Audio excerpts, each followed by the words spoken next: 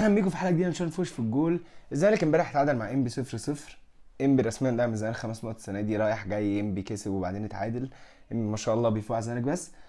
والاهلي امبارح يرد على الزمالك ويخسر من بيراميدز 3-0 في فضيحه في استاد دفاع الجو. امبارح يعني الاهلي خلاص، يعني اكد لكل الناس ان هو انا بره منافسه الدوري. انا خلاص الاهلي دلوقتي بيحارب على ان مقعد افريقيا لو قدر يكسب الزمالك الماتش الجاي او كده، او ان هو ممكن كمان الاهلي لو خسر من الزمالك الماتش الجاي وسيراميكا كسب، الاهلي ممكن يبقى رابع بره فكره افريقيا خالص، حتى ما يقدرش يلعب كونفدراليه. هل ده اللي الاهلي عايزه؟ هل ده اللي كان الاهلي متوقعه طول السيزون؟ اهلي بصفقات يعني زي تريزيجيه وزيزو وبن رمضان وجايبين لعيبه الكوكب كله، اقوى لعيبه افريقيا كلها، عشان في الاخر ممكن ما يلعبوش افريقيا خالص ولا حتى كونفدراليه.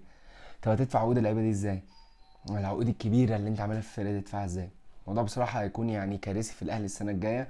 ده انا متوقعه لكن ملناش دعوه. وده ما ينسيناش يعني ان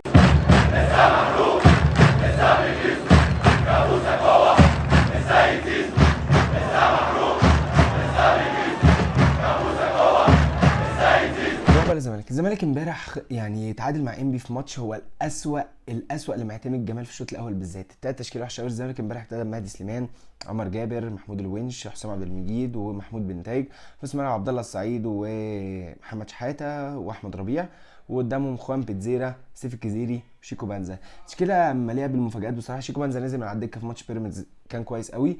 شيكو بانزا امبارح بالنسبه لي كان نجم الماتش، كان احسن لعيب في الماتش بفرق. شيكو بانزا امبارح كان عالمي، بيحارب على كوره بيحاول على كوره. اخطر لعيب في الفرقه كلها امبارح، اخطر حتى من خوان بيتزيرا نفسه.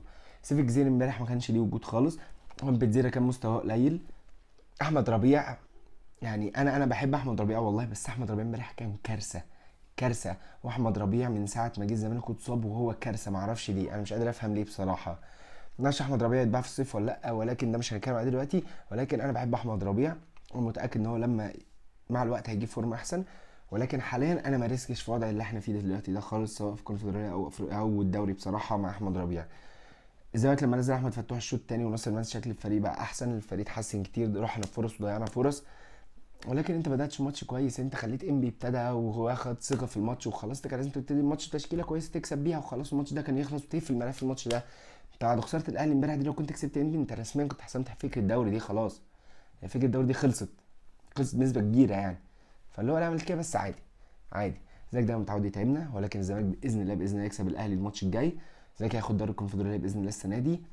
الزمالك بيعمل معجزه وباذن الله المعجزه دي مكمله، ولاعيبه الزمالك رجاله وباذن الله هم اللي هيجيبوا لنا البطوله. دي كانت حلقتنا النهارده، نشوف وش في الجول. في لو عجبتك الحلقه ما تنساش تعمل لايك وسبسكرايب. يلا سلام.